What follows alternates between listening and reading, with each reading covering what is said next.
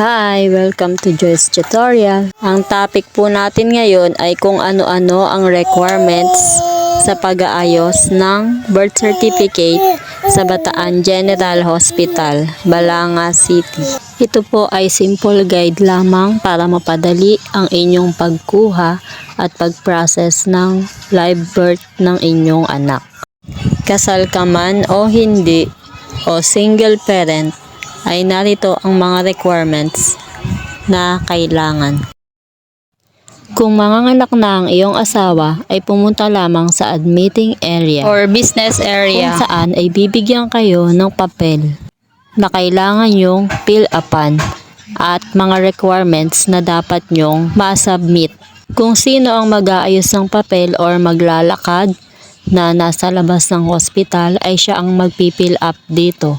Halimbawa, ang iyong asawa. Siguraduhing tama ang bawat detalye na inyong malalagay at ang may mga check lamang ang inyong susulatan. At kapag nasagutan na ang dalawang papel ay magpasa ng mga sumusunod.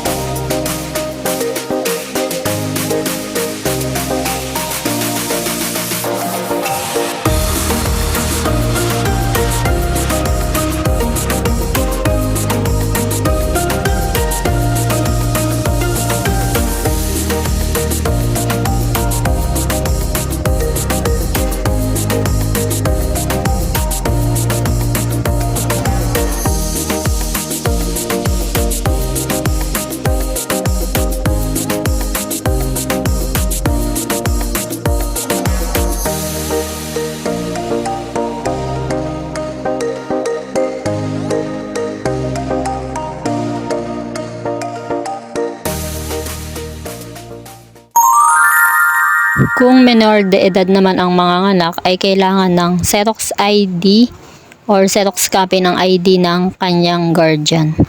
Kapag po nakumpleto nyo na ang lahat ng requirements ay sabay-sabay nyo nang ipasa sa business area ng hospital. Take note po, ito ay ipapasa nyo kapag nanganak na ang inyong asawa.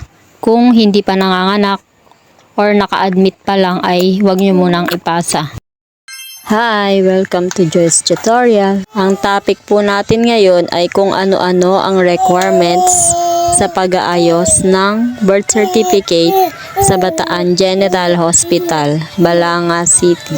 Ito po ay simple guide lamang para mapadali ang inyong pagkuha at pag-process ng live birth ng inyong anak. Kasal ka man o hindi, o single parent, ay narito ang mga requirements na kailangan. Kung manganganak na ang iyong asawa, ay pumunta lamang sa admitting area or business area kung saan ay bibigyan kayo ng papel na kailangan nyong fill upan at mga requirements na dapat nyong ma-submit. Kung sino ang mag-aayos ng papel or maglalakad na nasa labas ng hospital ay siya ang magpipill up dito. Halimbawa, ang iyong asawa. Siguraduhing tama ang bawat detalye na inyong malalagay at ang may mga check lamang ang inyong susulatan. At kapag nasagutan na ang dalawang papel ay magpasa ng mga sumusunod.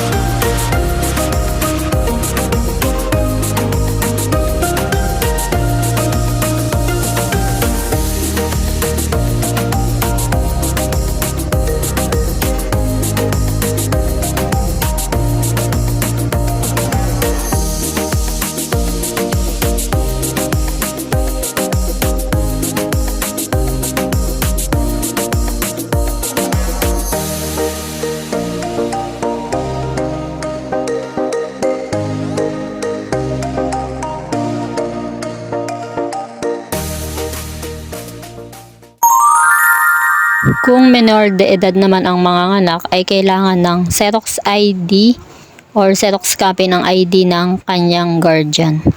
Kapag po nakumpleto nyo na ang lahat ng requirements ay sabay-sabay nyo nang ipasa sa business area ng hospital. Take note po, ito ay ipapasa nyo kapag nanganak na ang inyong asawa. Kung hindi pa nanganganak or naka-admit pa lang ay huwag nyo munang ipasa.